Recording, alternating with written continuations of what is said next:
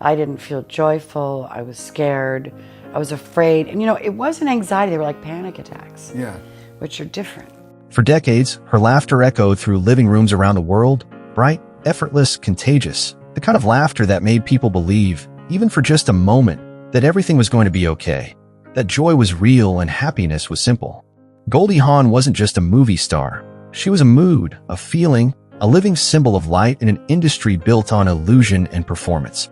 She danced through Hollywood with sunlight in her smile and innocence in her eyes, making joy look natural and happiness look easy, until an entire generation grew up believing that Goldie Hawn didn't just portray happiness, she was happiness itself. But behind the giggles, behind the glowing screen presence, behind the carefully polished America's Sweetheart label, there was silence, not the peaceful kind, but the heavy, suffocating kind you carry when speaking the truth would cost you everything you've worked for. Now, at 79 years old, Goldie is no longer protecting anyone, and for the first time the truth is beginning to surface. 6 men, 6 powerful actors, and 6 defining moments that quietly reshaped her life and career. They once called her sweetheart, America's angel, then behind closed doors whispered darker words. Greedy, fake, overrated. But Goldie never forgot. She never screamed, never exposed them publicly, never played the victim. She simply walked away, and when you finally hear who they were and what they did, you'll understand just how much pain was hiding behind Hollywood's brightest smile. Bill Murray, the humiliation that ended everything.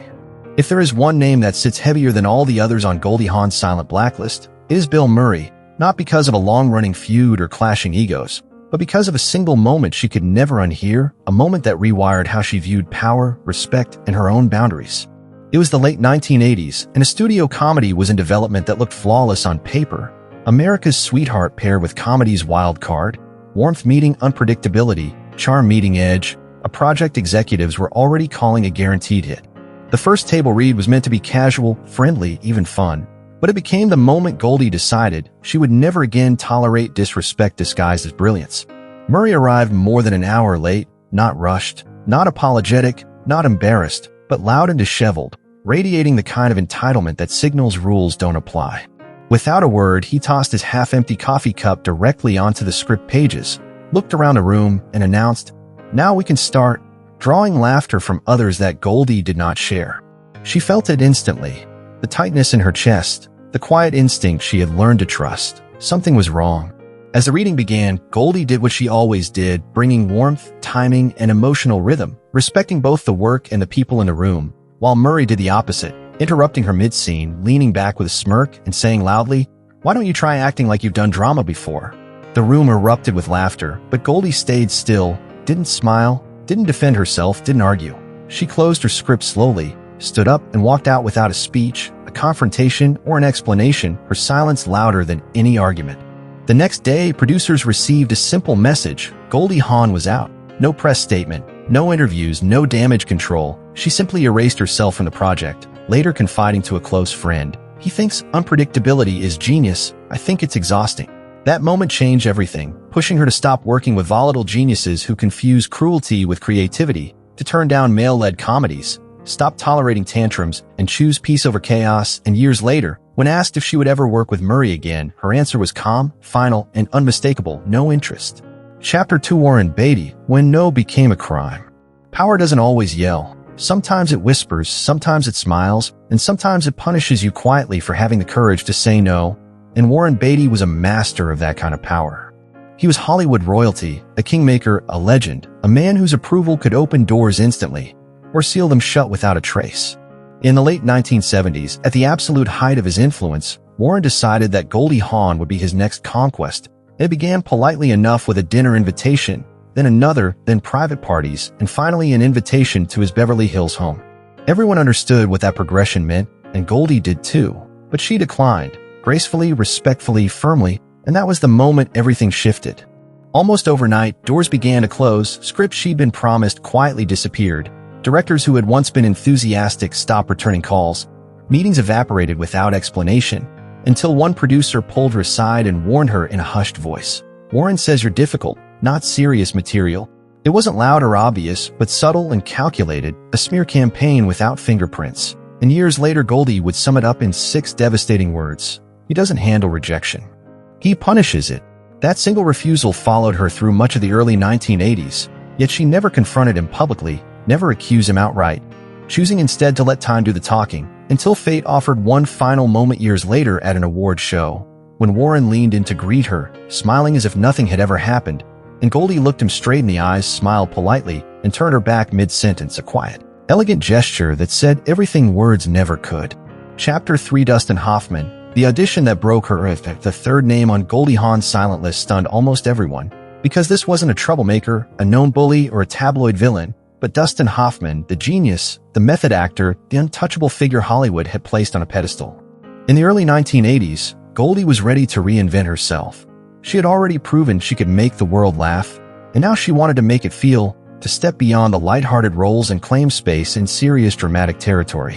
A prestigious drama was casting, and she was invited to read opposite Hoffman, a pairing everyone expected to be electric, even transformative, but instead of magic, what unfolded was quiet humiliation.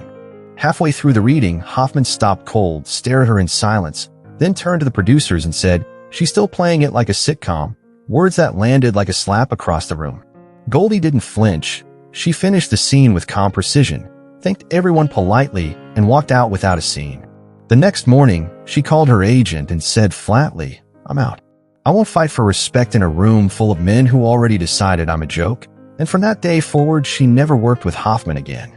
Later, reflecting on the experience, she said quietly, "Some men forget they're not directing the women around them." A sentence that said everything, because Hoffman thought he had exposed her weakness, when in truth he had only exposed his own arrogance, and Goldie, as she always did, simply walked away. Chapter 4. Chevy Chase. When laughter turned to poison. If I ever have to smile next to Chevy Chase again, I'll quit Hollywood. That's how deep it went, and how personal it became, because in 1978 foul play looked like a dream on every level. Goldie Hawn was America's sweetheart, Chevy Chase was comedy's new king, and on camera their chemistry sparkled in a way audiences adored, yet behind the scenes the experience was miserable and draining. Chevy walked onto set as if he owned the studio, mocking lines, rewriting jokes, and deliberately disrupting scenes to assert control, and whenever Goldie landed a bigger laugh, as she often did, he sulked, muttering under his breath, "She's lucky to be here," as if success were something she'd borrowed rather than earned. Goldie tried to keep things light, joking, charming, smoothing tensions wherever she could, but the cracks only widened until one night, after yet another argument over a scene, Chevy stormed off set and refused to return unless the script was rewritten to his liking. Goldie stayed behind, sitting alone on the steps, exhausted and worn down, whispering to someone close, "He's not funny when the cameras stop, he's just mean," a realization that crystallized everything for her. When the studio later begged her to return for a sequel, offering millions and promising fixes, she didn't hesitate for even a second, delivering a quiet, decisive answer that ended it all, "Not interested." Chapter 5. Penn. The insult that crossed the line. By 2014, Goldie Hawn believed she encountered every possible version of arrogance Hollywood could produce, but she was wrong, because nothing prepared her for what happened at a Malibu charity gala where she stepped onto the stage to speak about mental health, an issue deeply personal to her and rooted in decades of advocacy. The room fell silent, attentive and respectful, except for Penn, who from his table sighed loudly and muttered, "Another celebrity wellness sermon," cutting through the moment with casual contempt. When Goldie finished her speech to warm, sustained applause, Penn leaned back with a smirk and delivered the line that burned itself into her memory. She should stick to giggling. Goldie didn't confront him, didn't react publicly, didn't give him the satisfaction. She simply smiled, raised her glass, and left early, and only later, in the quiet of the car, did she finally say aloud, "My whole career, and I'm still reduced to giggles."